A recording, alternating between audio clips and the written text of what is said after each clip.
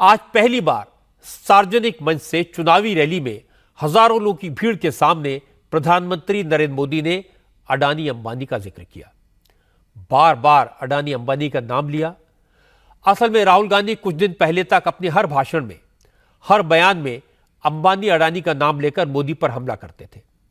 बार बार इल्जाम लगाते थे कि मोदी अडानी का नाम लेने से डरते हैं। लेकिन आज मोदी ने पूछा, अब शहजादे बताएं कि वो कई साल से अंबानी अडानी के रट लगाए हुए थे, अब अचानक उन्होंने अंबानी अडानी का नाम लेना क्यों बंद कर दिया? क्या डील हुई? कांग्रेस को कितना माल मिला? कितने टेम्पो भरकर पैसा मिला? प्रधानमंत्री नरेंद्र मोदी ने आज तेलंगाना और आंध्र प्रदेश में 3 चुनावी रैलियां की और उसके बाद आंध्र प्रदेश के विजयवाड़ा में एक बड़ा रोड शो भी किया। मोदी का कैंपेन आज सुबह करीमनगर से शुरू हुआ था। करीमनगर में मोदी पहले राजा राजेश्वरी मंदिर में गए। राजा राजेश्वरी मंदिर को दक्षिण की काशी कहा जाता है। मोदी ने इस मंदिर में पूरे विधि विधान से पूजा की, गौ अर्चना की, भगवान का प्रसाद लिया और फिर मंदिर से सीधे रैली में पहुंचे। इस रैली में मोदी ने पहली बार, जैसा मैंने आपको बताया, अडानी अंबानी का जिक्र करते हुए राहुल गांधी को निशाना बनाया। मोदी ने कहा कि कांग्रेस के शहजादे चुनाव से पहले बार बार अडानी अंबानी का नाम लेते थे, उनको गाली देते थे, उन पर सवाल उठाते थे, लेकिन जब से चुनाव आया है शहजादे की बोलती बंद हो गई। शहजादे बताएं इसके पीछे राज क्या है, क्या डील हुई? आपने देखा होगा ये कांग्रेस के शहजादे पिछले 5 साल से सुबह उठते ही माला जपना शुरू करते थे। जब से उनका राफेल वाला मामला ग्राउंडेड हो गया, तब से उन्होंने एक नई माला जपना शुरू किया। 5 साल से एक ही माला जपते थे, 5 उद्योगपति, 5 उद्योगपति, 5 उद्योगपति। फिर धीरे धीरे कहने लगे अंबानी अडानी, अंबानी अडानी, अंबानी अडानी। 5 साल से। लेकिन जब से चुनाव घोषित हुआ है, इन्होंने अंबानी अडानी को गाली देना बंद कर दिया। मैं आज तेलंगाना की धरती से पूछना चाहता हूं, जरा ये शहजादे घोषित करें कि इस चुनाव में ये अंबानी अडानी से कितना माल उठाया है, काले धन के कितने बोरे भर करके रुपये मारे हैं, क्या टेम्पो भर करके नोटे कांग्रेस के लिए पहुंची है, क्या सौदा हुआ है?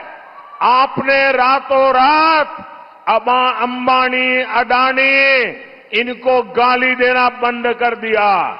जरूर दाल में कुछ काला है। 5 साल तक अंबानी अडानी को गाली दी और रातों रात गालियां बंद हो गई। मतलब कोई न कोई चोरी का माल टेम्पो भर भर करके आपने पाया है। मोदी ने जैसे ही अंबानी अडानी को लेकर राहुल गांधी से सवाल पूछा तो इसका असर दिल्ली से लेकर रायबरेली तक दिखा। सबसे पहला रिएक्शन कांग्रेस के अध्यक्ष मल्लिकार्जुन खड़गे का आया। खड़गे ने ट्विटर पर लिखा, वक्त बदल रहा है, दोस्त दोस्त ना रहा। 3 चरणों के चुनाव पूरे हो जाने के बाद आज प्रधानमंत्री जी अपने मित्रों पर ही हमलावर हो गए। इससे पता चल रहा है कि मोदी जी की कुर्सी डगमगा रही है। यही परिणाम के असली रुझान है। फिर कांग्रेस के ऑफिशियल ट्विटर हैंडल से कमेंट किया गया, सवाल तो पूछते रहेंगे, मोदी का अडानी से क्या रिश्ता है? प्रियंका गांधी से लेकर पवन खेड़ा और सुप्रिया श्रीने तक सबने बचाव में बयान दिए और शाम होते होते राहुल गांधी का वीडियो भी आ गया। आज राहुल गांधी की कोई रैली तो नहीं थी, लेकिन उन्होंने एक बयान रिकॉर्ड किया वो बयान आपको सुनवाता हूं। नमस्कार मोदी जी, थोड़ा सा घबरा गए क्या?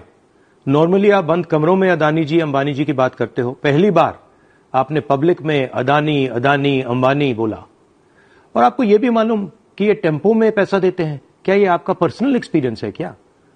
एक काम कीजिए, सीबीआईडी को इनके पास भेजिए ना, पूरी जानकारी करिए, इंक्वायरी कराइए, जल्दी से जल्दी कराइए, घबराइए मत मोदी। जिस वक्त मोदी ने करीमनगर में राहुल गांधी पर अटैक किया, उस वक्त प्रियंका गांधी रायबरेली में राहुल के लिए वोट मांग रही थी। रायबरेली में एक पब्लिक मीटिंग के दौरान प्रियंका ने मोदी को जवाब दिया। प्रियंका ने कहा कि जनता अब असलियत समझ गई है, इसीलिए मोदी डर गए हैं, बहकी बहकी बातें कर रहे हैं। प्रियंका ने कहा कि मोदी देश की संपत्ति अपने अरबपति दोस्तों को दे रहे हैं, गरीब को और गरीब बना रहे हैं। यही आरक्षण को खत्म करने की साजिश है। आज ये कह रहे हैं, भाषण में इन्होंने आज कहा है कि राहुल जी अडानी अंबानी का नाम नहीं ले रहे हैं। अरे वाह, रोज तो लेते हैं, रोज हम इनकी सच्चाई आपके सामने इनका खुलासा करते हैं। रोज हम आपको कहते हैं कि बड़े खरबपतियों की इनके साथ गांठ है। सारे कर्ज इन्होंने इनके माफ किए 16 लाख करोड़ रुपए। यहाँ उत्तर प्रदेश में जहाँ इनकी सरकार है, केंद्र में भी और प्रदेश में भी, यहाँ के किसान 1-1 लाख रुपए के लिए आत्महत्या कर रहे हैं। उनके लिए एक कर्ज माफ नहीं हुआ, 1 रुपए का। इसका जवाब दें मोदी जी, इसका जवाब दें कि क्या काम किया है। इस देश की जितनी भी संपत्ति है सारी अपने खरबपति मित्रों को दे दी है। देश के बंदरगाह, देश के हवाई अड्डे, देश का कोयला, देश की जो बिजली बनाने वाले जो पावर के हैं, बड़ी बड़ी संस्थाएं होती थी, यहाँ इतने खोले थे हम लोगों ने BHEL, रायबरेली, अमेठी में। इनके सारे सब्सिडरी अपने खरबपति मित्रों को बेच दिए हैं ताकि आस्ते आस्ते इनका निजीकरण हो जाए। निजीकरण का मतलब क्या है? आरक्षण नहीं मिलेगा। समझ लो क्या हो रहा है इस देश में। इस देश में जब देश की जनता को कमजोर करने की नीति बन रही है, खरबपतियों को मजबूत बनाने की, आपके अधिकारों को कमजोर बनाने की। मोदी वहां चोट करते हैं जहां दर्द सबसे ज्यादा होता है, और मोदी का तीर निशाने पर लगा, इतनी गहराई तक लगा कि आज कांग्रेस के नेता दिन भर दर्द से परेशान रहे। प्रियंका गांधी कैंपेन के दौरान बार बार मोदी के बयान का जिक्र करती रहीं। उन्होंने कम से कम 3 बार मोदी के बयान का जिक्र किया। जब मंच से उतरकर लंच के लिए गईं, उस वक्त फिर हमारी संवाददाता रुचि कुमार से बातचीत करते हुए प्रियंका ने कहा कि मोदी राहुल को शहजादा कहें, राहुल पर हमले करें, लेकिन राहुल डरने वाले नहीं हैं। प्रियंका ने कहा कि मोदी जनता को बहकाने के लिए झूठ बोल रहे हैं। राहुल तो अपनी हर सभा में मोदी के दोस्तों का जिक्र करते हैं। मोदी इसी बात से डर गए हैं, इसलिए अब इधर उधर की बात कर रहे हैं। बहुत सफाई दे रहे हैं प्रधानमंत्री, मैंने देखा पिछले 2-4 दिनों में बहुत सफाई दे रहे हैं, बहुत सफाई दे रहे हैं। और ये जो सबसे बड़े, तो खैर चलो मैं उस पर टिप्पणी नहीं करूंगी कि वो शहजादे कहते हैं मेरे भाई को, खुद तो शाहनशाह हैं, लेकिन वो छोड़िए। लेकिन बहुत सफाई दे रहे हैं। आपने सोचा है क्यों दे रहे हैं? देश की पूरी संपत्ति पकड़ा दी है इन खरबपतियों को। देश देख रहा है, देश समझ रहा है। किसी डरे हुए सलाहकार ने बताया होगा कि चुप हो गए, क्योंकि चुप तो हुए नहीं है। रोज बोल रहे हैं, वो भी बोल रहे हैं, हम भी बोल रहे हैं, कांग्रेस के अलग अलग नेता बोल रहे हैं, तो कोई चुप तो हुआ नहीं है। शायद मोदी जी की आशा है कि वो चुप हो जाएं, लेकिन मैं उनको कह सकती हूँ यकीन से कि मेरे भाई चुप नहीं होंगे, सच्चाई बोलते रहेंगे, चाहे मोदी जी को पसंद आए ना आए। तो ये भी कह रहे हैं काला धन का हिसाब देना पड़ेगा जो मिला है। और मोदी जी का हिसाब निकल गया ना, इसीलिए तो कह रहे हैं। जो सूची मोदी जी ने गुप्त रखी थी, जो उन्होंने स्कीम बनाई थी इलेक्टोरल बॉन्ड्स की, कि जिससे भी चंदा लेंगे वो गुप्त रहेंगे उनके नाम, वो अब बाहर निकल गया।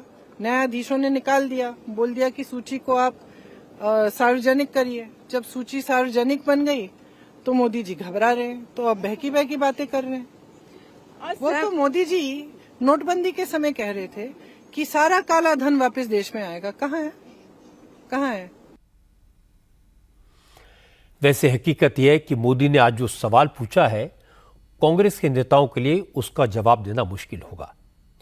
क्योंकि जिन जिन राज्यों में कांग्रेस की सरकारें हैं वहां अडानी ग्रुप को कांग्रेस की सरकारों ने प्रोजेक्ट दिए हैं। अभी कुछ महीने पहले तेलंगाना में चीफ मिनिस्टर रेवंत रेड्डी ने अडानी से मुलाकात की थी। डावोस में रेवंत रेड्डी ने अडानी ग्रुप के साथ 12,000 करोड़ के 4 कॉन्ट्रैक्ट साइन किए थे। अडानी ग्रुप को हिमाचल की सरकार ने प्रोजेक्ट दिए, इसलिए कांग्रेस के लिए जवाब देना तो मुश्किल होगा और मोदी ने बहुत सोच समझकर यह हमला किया है।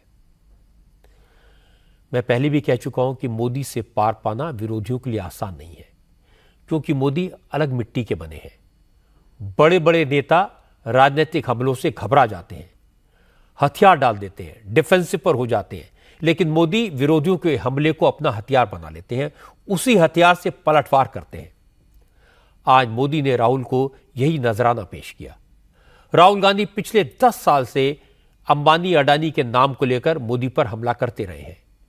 मोदी को पूंजीपतियों का हमदर्द और गरीबों का दुश्मन साबित करने की कोशिश में लगे हुए हैं।